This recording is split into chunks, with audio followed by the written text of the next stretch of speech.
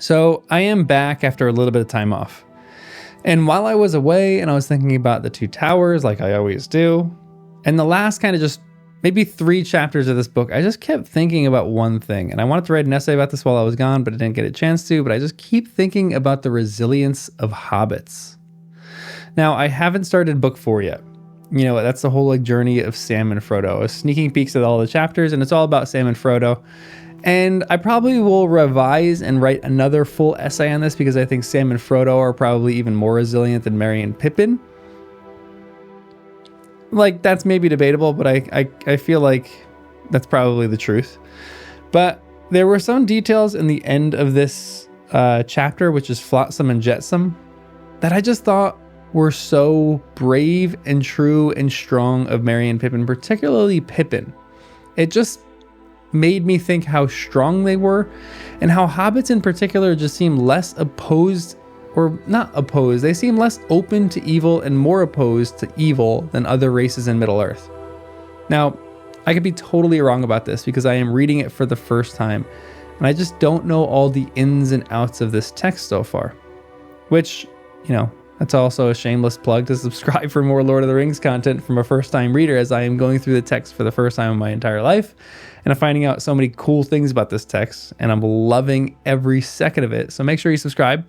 But now that I think I've talked about this in a few other video essays about how highly I think of Merry and Pippin. I even remember making one video about how at the end when they were captured by orcs, they just seemed so happy, even after they got out of the midst of that insane disaster that they were in. And in one video, I kind of talked about how I thought that was potentially Tolkien's cure for PTSD, which many of you kind of steered me into a different direction, thinking that it's just like kind of the good old English spirit that Merry and Pippin had that Tolkien was kind of writing through because, you know, his happy-go-luckiness after, like, you know, I forgot what exactly people called it, but it was like, you know, just strap up your boots a little tighter, you know, that kind of thing. Because they were kind of just joking around when they were almost murdered and after they had gone through all the things that the orcs had like tortured them with. And they've been resilient throughout the whole story too. I think Pippin has maybe one of my favorite journeys of anyone in the Fellowship at the moment. And I was trying to think about that earlier, but between Merry and Pippin, Merry seems to be very consistent in his character. And while he has changed, I don't think he's changed a significant amount. He's kind of just stayed true to himself. If anything, he may have just maybe like loosened up a little bit, but he's always been in the books to me a bit more serious and hospitable. Like I remember in the beginning, his hospitality with Pippin, Sam, and Frodo was incredible. I love that so much. And I think he's shown sides of that. But Pippin, who was someone who was young and kind of like liked his creature comforts in the beginning of the book, he was someone who kind of complained a bit more than others in the book about the whole journey because he was like constantly hungry and tired, which is something that I think the movies do a pretty fair job of portraying, you know, with the whole second breakfast line. It's like one of the most popular, greatest lines of any movie. What about breakfast? We've already had it. We've had one, yes. What about second breakfast? But his growth has been pretty fantastic to see, especially in the beginning of the Two Towers when he goes through hell. Like he fights Boromir with Boromir before Boromir even dies, and then is captured, and then perseveres through the hell of the orcs with everything that they were doing and all the running that they had to do. And he kind of even devises smart ways for the people to track him, for Aragorn to track him. And then he flees into Fangorn with Merry and with Merry. And he's shown resilience as Merry has throughout this entire book. But there was one section in this chapter that showed me that even more. And I'll explain this in a few seconds, but I just kind of want to read this section first and then just talk about why I think this is such an important section for Pippin. But this is what the book says. It's toward the end of the Flotsam and Jetsam chapter. This is what it says. They all fell silent for a while. Gimli refilled his pipe. There is one thing I wonder about, he said, as he lit it with his flint and tinder. Wormtongue, you told Théoden he was with Saruman. How did he get there? Oh, yes, I forgot about him, said Pippin. He did not get here till this morning. We had just lit the fire and had some breakfast when Treebeard appeared again. We heard him humming and calling our names outside. I have just come round to see how you are faring, my lads, he said, and to give you some news. Huorns, which, I kept mispronouncing in half of my other videos, Huorns have come back as well. All's well, aye, very well indeed, he laughed, and slapped his thighs. No more orcs in Isengard. No more axes. And there will be folk coming up from the south before the day is old. Some that you may be glad to see. He had hardly said that when we heard the sound of hooves on the road. We rushed out before the gates, and I stood and stared, half expecting to see Strider and Gandalf come riding up at the head of an army. But out of the mist, there rode a man on an old, tired horse. I love that his horse is tired there. He picked a tired horse in the whole entire kingdom of Rohan. And he looked a queer, twisted sort of creature himself. There was no one else. When he came out of the mist and suddenly saw all the ruin and wreckage in front of him, he sat and gaped, and his face went almost green. He was so bewildered that he did not seem to notice us at first. When he did, he gave a cry and tried to turn his horse round and ride off.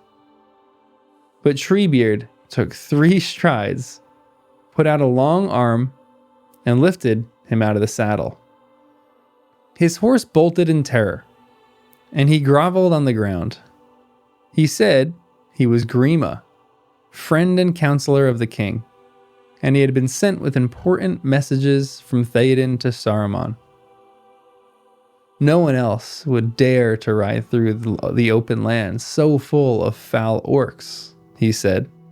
So I was sent, and I have had a perilous journey, and I am hungry and weary. I fled far north out of my way, pursued by wolves. I caught the sidelong look he gave to Treebeard and said to myself, liar. Treebeard looked at him in his long, slow way for several minutes, till the wretched man was squirming on the floor. Then at last he said, I was expecting you, Master Wormtongue. The man started at that name. Gandalf got here first, so I know as much about you as I need, and I know what to do with you. Put all the rats in one trap, said Gandalf, and I will. I am master of Isengard now, but Saruman is locked in his tower. And you can go there and give him all the messages that you can think of. Let me go, said Wormtongue. I know the way. You knew the way, I don't doubt, said Treebeard. But things have changed here a little. Go and see. So, I love this, because it's one section, it's just the one little section where Pippin calls Grima a liar. And he just calls him out on it. Grima Wormtongue has just poisoned the mind of the king. And I wrote a few essays on that too, and my interpretation and just kind of understanding of that, and how I think his words were actually becoming a literal poison. Like the power of his words became an actual evil that kind of helped to pervert and distort the mind of Theoden.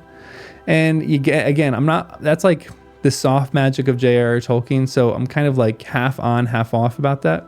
But I think he's had success with other people in that, and perverting their mind and twisting their mind.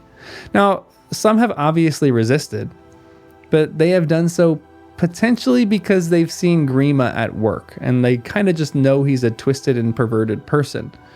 But think about what Pippin is doing here. he is just sitting here, and he's someone who doesn't know who this rider is that's coming into Orthanc. And for all he knows, he could very well be a messenger of Theoden. And I love that he's just coming in blind. And I think this is the moment that he is just doing a bit of resisting of the magic of the words of Wormtongue. Again, because I think that there's power in the words that Wormtongue has, like actual magic. Not that it's explicitly said, but I think Pippin is resisting that to some extent. Yes, Wormtongue is kind of weary and tired, and he ran into a problem he didn't know he kind of had, but still, Pippin recognizes immediately that this man is lying. Heck, I think it even takes Treebeard a few minutes, and he even got word from Gandalf that this person was coming and this person was a rat and he needed to be locked in a cage with Saruman. And I think he's kind of most likely doing this because he doesn't want to be hasty, but he even says earlier that this is the time to throw away slowness and to be hasty. And now he's taking a few minutes to discern the intent of Grima, when Pippin, I think, knew immediately. So in this whole scene, it just showed two things for me that I really loved. And the first I talked about, prior, but it's the resilience that hobbits have to any evil that may potentially pop up. Grima was using his words to weasel his way out of this situation. And to be honest, he's very good at that. And I think it could have potentially been paired with some kind of evil magic, as I've kind of written essays and talked about before. And I think he was kind of just in doing this to make sure that, I think there was some kind of evil he was employing, like some kind of magic that he was using that he was trying to like pervert the mind. It's almost like Star Wars, I think. I think that's the best analogy for it. It's like forced persuasion in Star Wars, but it only works on the weak-minded. And not that Theoden's weak-minded, I know. I'm kind of taking that back now. But I think where Grima, he's sitting here trying to use his words, but it shows more character of Pippin than it does even of Grima here. Because with one word, Pippin recognizes this man as a liar. And with that one word, it says more about the character of Pippin than it does anybody else in this story. Or just in this chapter, I mean. And I think it just shows how strong-minded he is. That's the first thing, how resilient he is to evil and how strong-minded he is. I think it also shows that he is very wise, that he can know and understand the trustworthiness of a person relatively quickly, which it seems like hobbits are actually very well gifted at that. Except for, it took a bit of time with Aragorn. He's the only exception in that because he was, in the book, someone who was a bit shifty. He looked foul and kind of felt fair. He had this like ranger quality about him that really seemed to stir distrust in the hobbits. But in this instance, Pippin just really seems to be showing growth in this story. And I just wanted to take a second to recognize that growth, because through one word where he says liar, he cuts through all of Grima's crap. And this was a little moment of resilience that I really, really loved in this chapter. And all this essay is just a gush about that. I think it's a really cool moment, and I wanted to share it with you guys. And that's all I've got. I have 2 more chapters in this entire book for book 3. And I don't have a ton of stuff to talk about either in them. So I'm like, I've read them already and I'm like going through them. I'll probably, I'd say that, but I kind of take that back. I have like 2 or 3 things or essays that I want to write about those 2 chapters for each of those. So I have like, a few more other things, but shameless plug, make sure you subscribe if you like this kind of content. Become a member for early access to videos. And it's just good to be back. I'm really happy to be back. And I will see you in the next one.